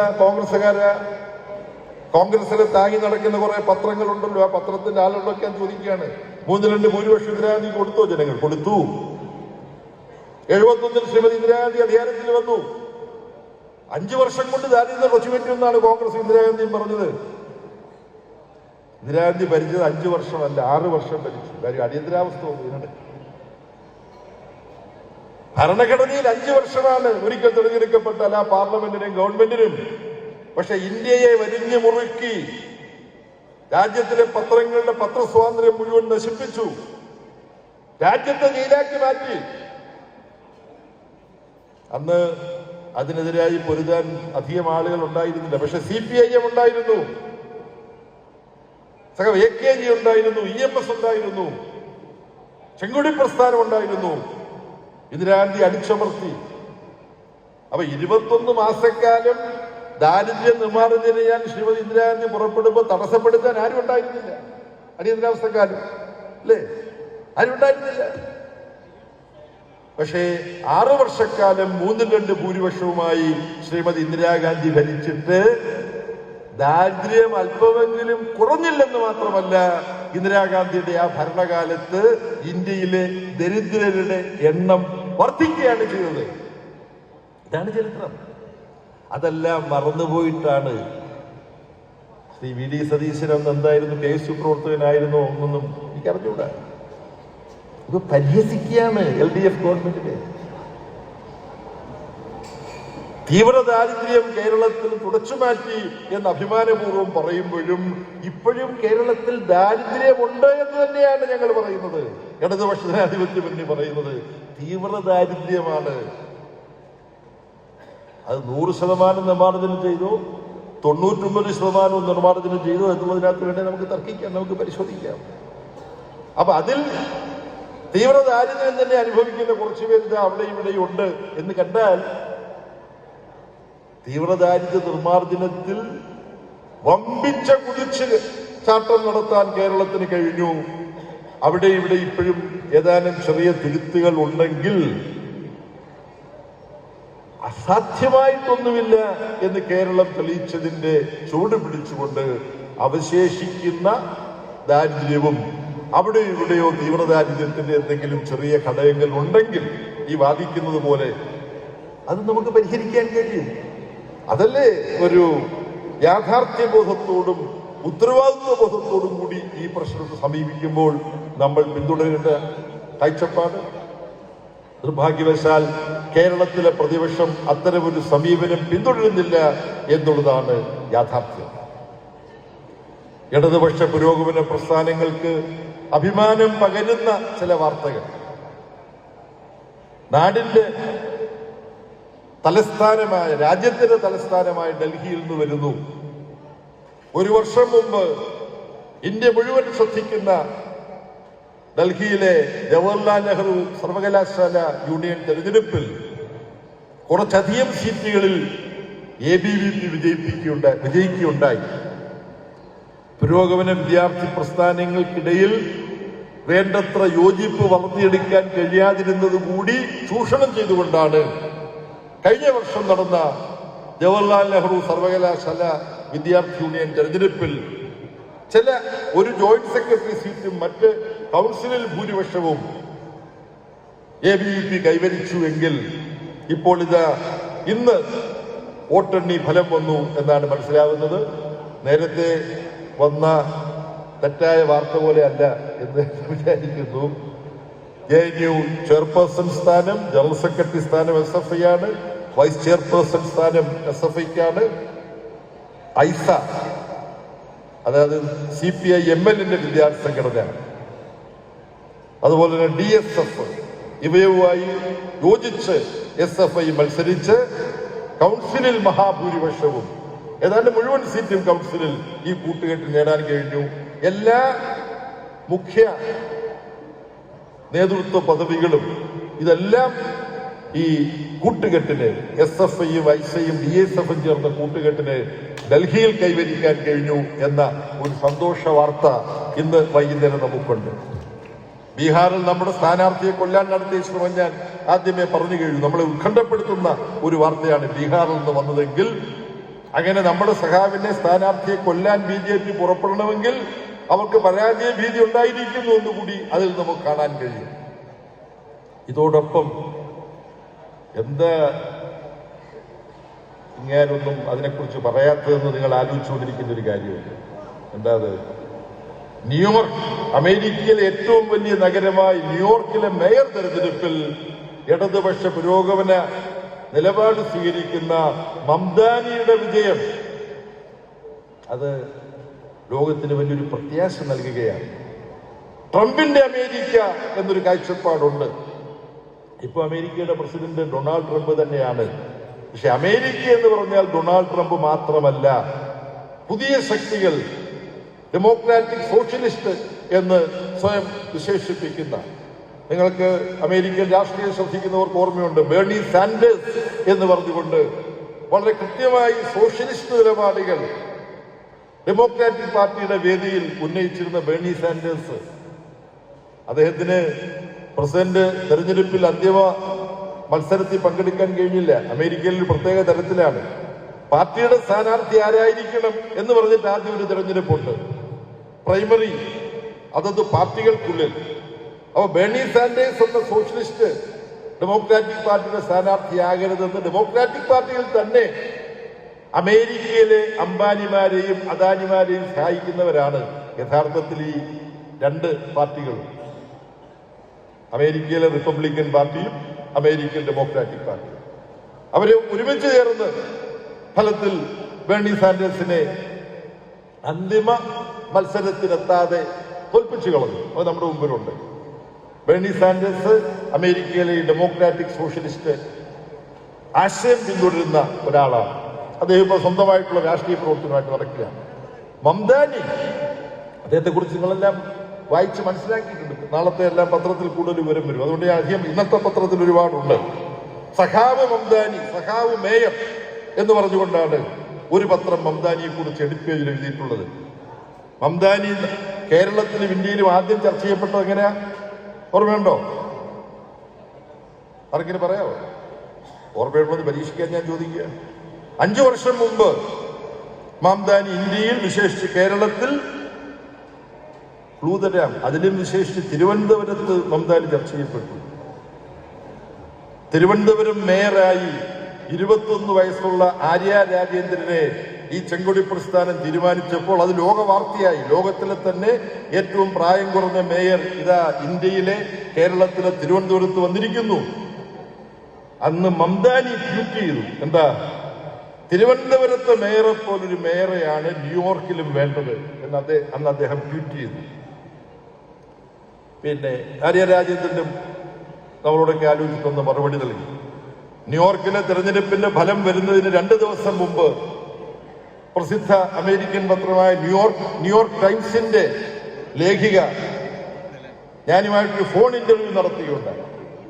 പല കാര്യങ്ങളും ചർച്ച ചെയ്തു. പക്ഷെ അവർ അവസാനം ചോദിച്ചത്, നിങ്ങൾ ഈ മംദാനി ന്യൂയോർക്ക് മേയർ സ്ഥാനാർത്ഥിയായിട്ട് വരും എന്ന് കണ്ടപ്പോൾ അഭിനന്ദിച്ചുകൊണ്ട് സന്ദേശം അയച്ചു. പക്ഷേ 5 വർഷം മുമ്പ് മംദാനി തിരുവനന്തപുരം മേയറെ അഭിനന്ദിച്ചുകൊണ്ട് സന്ദേശം അയക്കുകയുണ്ടായി. അപ്പം ഇതിന്റെ എല്ലാം വെളിച്ചത്തിൽ എന്താണ് മംദാനിക്ക് ജയിക്കുകയാണെങ്കിൽ നിങ്ങൾ നൽകാനുള്ള ഉപദേശം എന്നവർ ചോദിച്ചു. അപ്പം ആര്യ രാജേന്ദ്രനും പരാമർശിക്കപ്പെട്ടു. അപ്പൊ മംദാനിയുടെ ന്യൂയോർക്കിലെ വിജയം ഡൊണാൾഡ് ട്രംപ് ആജ്ഞാപിക്കുന്നിടത്ത് അമേരിക്കയിൽ എല്ലാ ജനങ്ങളും നിന്നുകൊള്ളണമെന്നില്ല. ഈ ന്യൂയോർക്ക് മേയർ തെരഞ്ഞെടുപ്പിൽ വളരെ രസകരമായ ഒരു കാര്യമുണ്ട്. നിങ്ങൾ പത്രം സൂക്ഷിച്ച് വായിച്ചവർ ശ്രദ്ധിച്ചിട്ടുണ്ടാവും. ന്യൂയോർക്കിലെ മേയർ തെരഞ്ഞെടുപ്പിൽ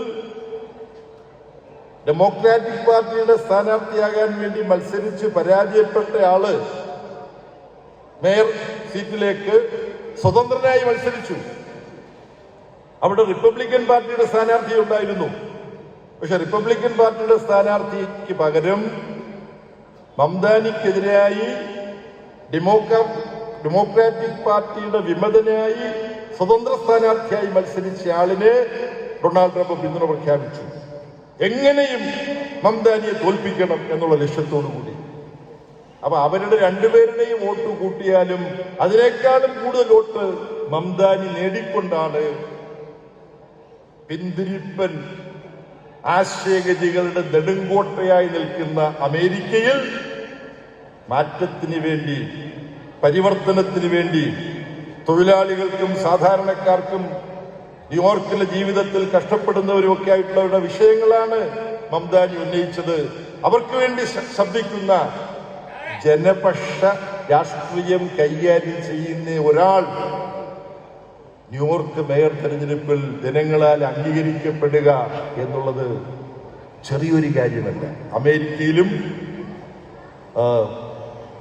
വെസ്റ്റേൺ പശ്ചിമാർദ്ധഗോളത്തിലും പുരോഗമന പ്രസ്ഥാനത്തിന് അനുകൂലമായ ചലനങ്ങളും വളരെ സുശക്തമാണ്. ലാറ്റിൻ അമേരിക്ക, അർജന്റീന പോലുള്ള ചില സ്ഥലങ്ങളിൽ തീവ്ര വലതുപക്ഷം ചില വിജയങ്ങൾ നേടുന്നുണ്ട്.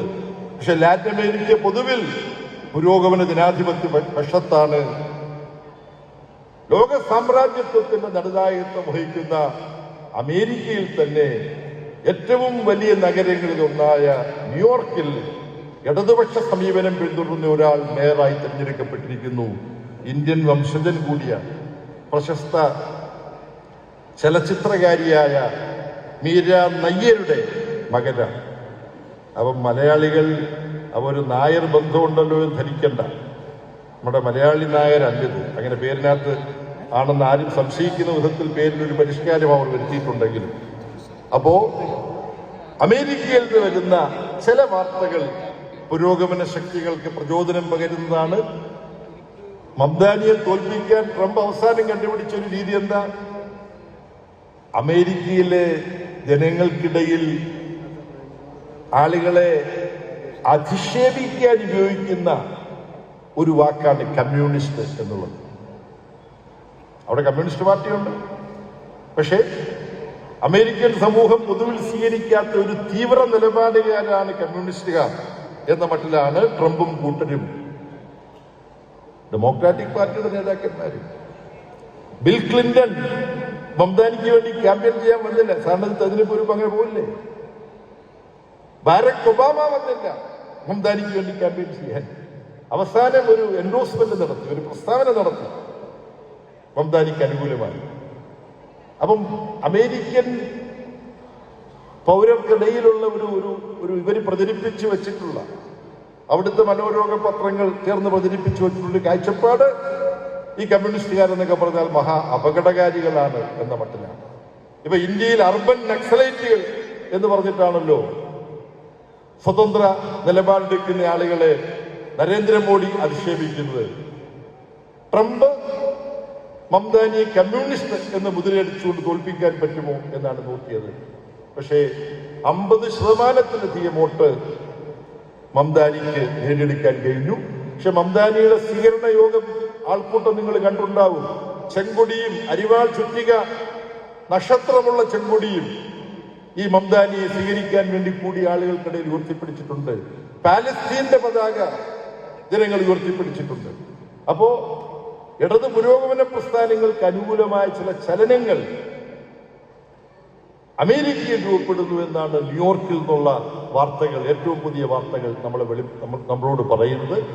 ഇപ്പം ആണ് ന്യൂയോർക്കിലെ തെരഞ്ഞെടുപ്പ് ഫലം വന്നെങ്കിൽ ഏതാനും ആഴ്ചകൾക്ക് മുമ്പ് നമ്മൾ വേണ്ടത്ര ശ്രദ്ധിച്ചിട്ടുണ്ടോ എന്ന് സംശയമുള്ള ഒരു തെരഞ്ഞെടുപ്പ് ഫലം വന്നു. അത് അയർലൻഡിൽ നിന്നാണ്. ഇംഗ്ലണ്ടിന്റെ വടക്ക് ഭാഗത്ത് കിടക്കുന്ന അയർലൻഡ്. അവിടുത്തെ പ്രസിഡന്റ് തെരഞ്ഞെടുപ്പിൽ കാതറിൻ കൊണോളി എന്ന വനിത, ഇടതുപക്ഷ നിലപാട് ഉയർത്തിപ്പിടിക്കുന്ന വനിത അയർലൻഡിന്റെ പ്രസിഡന്റ് സ്ഥാനത്തേക്ക് തെരഞ്ഞെടുക്കപ്പെടുകയുണ്ടായി.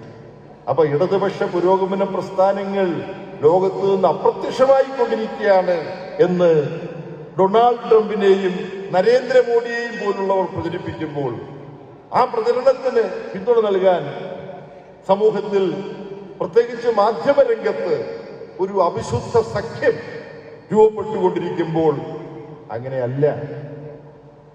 ജനപക്ഷം ഇടതുപക്ഷമാണ്.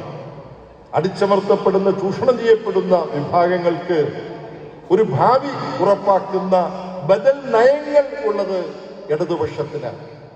ലോകത്തിന്റെ ഏത് കോണിലാണെങ്കിലും വ്യത്യസ്ത രാഷ്ട്രീയ പാർട്ടികളും പ്രസ്ഥാനങ്ങളുമുണ്ട്. അതിനെ വലിയ രണ്ട് ക്യാമ്പുകളായി നമുക്ക് വേർതിരിക്കാം. ഒന്ന്, നിലനിൽക്കുന്ന ചൂഷണ വ്യവസ്ഥ. അത് മുതലാളിത്തമാകാം, മുതലാളിത്തത്തിന്റെ പരമോന്നത ഘട്ടമായ സാമ്രാജ്യത്വം, നവസാമ്രാജ്യത്വം, അത് നവഫാസിസമായി രൂപപ്പെടാം. അത് മനുഷ്യകുലത്തിന്റെ ഭാവിക്ക് നേരെ ഏറ്റവും വലിയ ഭീഷണി ഉയർത്തുന്നതാണ്. ചൂഷണത്തെ സംരക്ഷിക്കാൻ അതെന്തു പേരിലാണെങ്കിലും ചൂഷണത്തെയും അടിച്ചമർത്തലിനെയും ന്യായീകരിക്കുന്ന, അധീശത്വത്തെ ന്യായീകരിക്കുന്ന രാഷ്ട്രീയ ശക്തികൾ, അതാണ് ഒരു ഭാഗത്ത്. അതിനെ എതിർക്കുന്ന ഇടതുപക്ഷ ശക്തികൾ, അതിൽ കമ്മ്യൂണിസ്റ്റ് പാർട്ടികളുണ്ട്. കമ്മ്യൂണിസ്റ്റ് പാർട്ടികൾ തന്നെ പല രാജ്യത്തും ഒന്നിലധികമുണ്ട്. ഒരു കമ്മ്യൂണിസ്റ്റ് പാർട്ടി, ഓരോ കമ്മ്യൂണിസ്റ്റ് പാർട്ടിയും അവകാശപ്പെടും ഞങ്ങളാണ് യഥാർത്ഥ കമ്മ്യൂണിസ്റ്റ് പാർട്ടി എന്ന്. പക്ഷെ അങ്ങനെയെല്ലാമുള്ള തർക്കം നിൽക്കുമ്പോഴും കമ്മ്യൂണിസ്റ്റ് പാർട്ടികൾ സഹകരിക്കും. ഇന്ത്യയിൽ കാണുന്നത് പോലെ, മറ്റു പല സ്ഥലങ്ങളിലും കാണുന്നത് പോലെ ആ കമ്മ്യൂണിസ്റ്റ് പാർട്ടികൾ, സോഷ്യലിസ്റ്റ് പാർട്ടികൾ, ജനാധിപത്യ സോഷ്യലിസ്റ്റ് പാർട്ടികൾ, ഇടതുപക്ഷ പാർട്ടികൾ, അത് പല പേരിൽ അറിയപ്പെടാം. ഇപ്പം സിലോൺ എന്ന് അറിയപ്പെട്ടിരുന്ന ശ്രീലങ്ക, ഇന്ത്യക്ക് തൊട്ട് താഴെ, അവിടെ ഒരു കമ്മ്യൂണിസ്റ്റ് പാർട്ടിയുണ്ട്. പക്ഷെ വേറൊരു കമ്മ്യൂണിസ്റ്റ് പാർട്ടിയാണ് ജനതാ വിമുക്തി പെരമുന. ഇപ്പൊ അവിടുത്തെ ഭരണ പാർട്ടിയാണ്. അവരുടെ പ്രത്യയശാസ്ത്രം അവർ പ്രഖ്യാപിച്ചിട്ടുണ്ട്. മാർക്സിസം ലെനിനിസമാണ് മുഖ്യമായും. അപ്പൊ ഇത്തരത്തിലുള്ള വ്യത്യസ്ത രൂപഭാവങ്ങളിലുള്ള ഇടതുപക്ഷ പാർട്ടികൾ, തൊഴിലാളി വർഗത്തിന്റെയും കൃഷിക്കാരുടെയും താല്പര്യങ്ങൾ ഉയർത്തിപ്പിടിക്കുമെന്ന് പറയുന്ന പാർട്ടികൾ, ഇങ്ങനെയുള്ള പാർട്ടികളും ലോകത്തിന്റെ എല്ലാ കോണിലുമുണ്ട്, എല്ലാ ഭൂഖണ്ഡങ്ങളിലുമുണ്ട്. അപ്പൊ നമ്മൾ കാണേണ്ടത് ചൂഷണത്തെ പരസ്യമായും രഹസ്യമായും അനുകൂലിക്കുന്ന വ്യത്യസ്ത പാർട്ടികളുണ്ട്. ചൂഷണത്തിന് അവസാനം കുറിക്കണം മുതലാളിത്തത്തിനും സാമ്രാജ്യത്വത്തിനും അന്ത്യം കുറിക്കണം എന്ന് വാദിക്കുന്ന സോഷ്യലിസ്റ്റ് കമ്മ്യൂണിസ്റ്റ് പാർട്ടികളുമുണ്ട്. ഇതിൽ സോഷ്യലിസ്റ്റ് കമ്മ്യൂണിസ്റ്റ് പാർട്ടികൾക്ക് ശ്രദ്ധേയമായ വിജയങ്ങളും മുന്നേറ്റങ്ങളും കൈവരിക്കാൻ കഴിയുന്നുണ്ട്. എന്നാൽ നമ്മുടെ മുന്നേറ്റത്തിന് വേണ്ടി നാം കൂടുതൽ ആത്മാർത്ഥമായും അർപ്പണ മനോഭാവത്തോടും കൂടി പ്രവർത്തിക്കണം. ജനങ്ങൾക്കൊപ്പമായിരിക്കണം, ചൂഷിതർക്കൊപ്പമായിരിക്കണം നമ്മൾ എപ്പോഴും എന്നതാണ് തൊഴിലാളി വർഗ പ്രസ്ഥാനങ്ങളെ നയിക്കേണ്ടത്. പ്രത്യേകിച്ച് AKGയെ പോലുള്ളവരിൽ നിന്ന് പ്രചോദനം ഉൾക്കൊള്ളുന്ന നമ്മുടെ പ്രസ്ഥാനം ഒരിക്കലും മറന്നുപോകാൻ പാടില്ലാത്ത കാര്യം, ജനങ്ങളെ വിട്ടിട്ട് ജനങ്ങളുടെ പ്രശ്നങ്ങൾ മറന്നിട്ട് നമുക്ക് യാതൊന്നും തന്നെയില്ല. ജനങ്ങളുമായി ജൈവബന്ധം, ജീവനുള്ള ബന്ധം എല്ലാ വിഭാഗം ജനങ്ങളുമായി നിരന്തരം കാത്തുസൂക്ഷിച്ചുകൊണ്ട് മാത്രമേ ഈ ചെങ്കൊടി പ്രസ്ഥാനത്തിന്റെ മുന്നേറ്റം നമുക്ക് ഉറപ്പാക്കാൻ കഴിയുകയുള്ളൂ.